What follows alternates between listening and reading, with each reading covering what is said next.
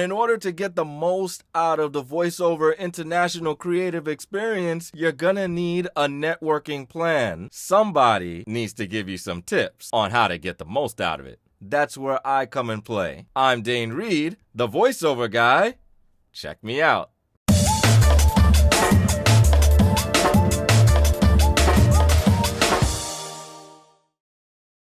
Now, I've been attending conferences ever since I was a little kid with my dad, who was a small business owner. And I picked up a few tips from the big guy. And so I want to share some of that with you so you can make the most out of the voice convention. So, here's just a couple.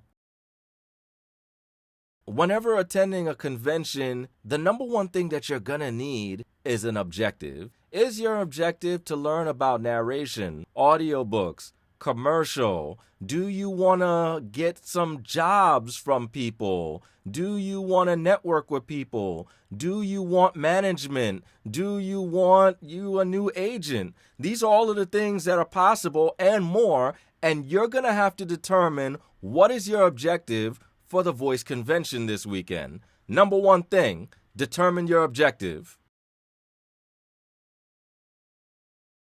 Now you're going to need to be prepared. So, one of the things that's most obvious whenever you go to a convention like The Voice is that you're going to need some business cards. Now, a lot of people make this mistake and they think that it's more important to hand out business cards. People get a lot of business cards and often they toss them in the trash. I mean, it's just true. More importantly is to collect business cards. Now, everybody should have them, should be giving them out, should be collecting them. But when you get business cards, you need to write on the cards and determine, is this a person that I'm going to call back? Is this a person that I'm going to email? How much am I going to keep in contact with this person? What were they wearing? And some other really important details, because this is going to determine how you interact with people after the convention. Now, the next step is all about planning. You got to be prepared for the voice. There are a gazillion presenters, and you can't possibly be in two places at one time. That's why you need to know, based on your objective, who you need to go see. That's why on the Voice Convention website, they have a schedule. Now, on this schedule, it might start looking really confusing. I'm not sure how many presenters they actually have, but it's a lot of experts in the field of voiceover. Look up the names, go to Google, and determine who's important for you. Now, all of the presenters are important, but who's important to you?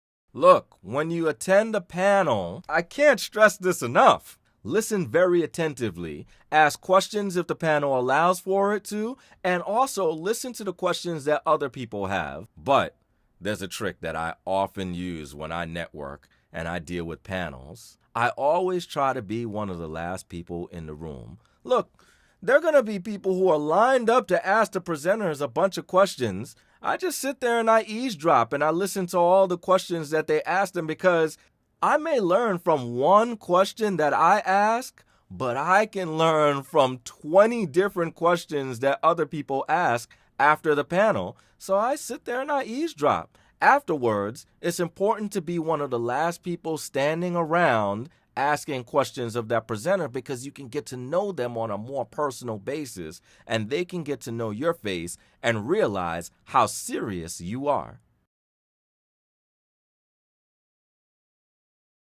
The Voice Convention features a red carpet reception, a banquet, a breakfast, and a garden party. Some of those things have extra costs associated with it. If you can afford it, I recommend that you go. It's an opportunity for you to network even more. But I'll tell you this one thing. Whenever attending a convention, there are always things that go on after the convention.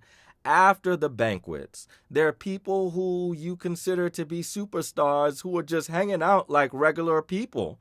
I mean, after all, they're regular people. One of the things that you don't want to do is be starstruck. Be complimentary, but not starstruck. People can get really kind of taken aback if you think of them as a star and they're really just a guy or gal who sit at home doing voiceover in their underwear, like me.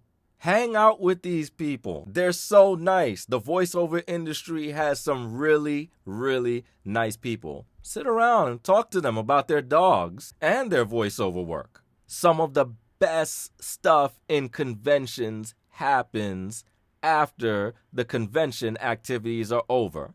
Just try to keep it clean so you can go home to your wife or husband and still be able to tell the stories.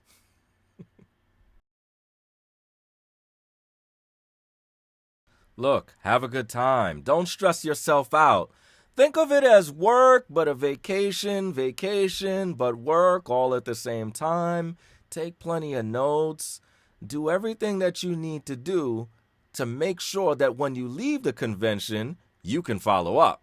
Now, the first thing that I would do is establish relationships with people so that they understand I'm actually going to call you back and that they're not like, oh, who's this? Friend people on social media, get their email address, email them, even pick up the phone and call. Ultimately, you need to present yourself as a real person who is serious about voiceover work. And that's how you'll get the most out of the voice convention. I hope that you really enjoy the voice convention or whatever convention that you're going to attend, whether it's some of the other voiceover conventions that go on for the rest of this year, next year, or the voice convention in 2016.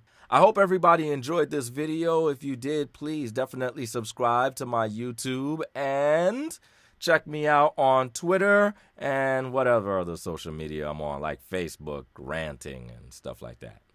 I'm Dane Reed, the voiceover guy, and I'm gone.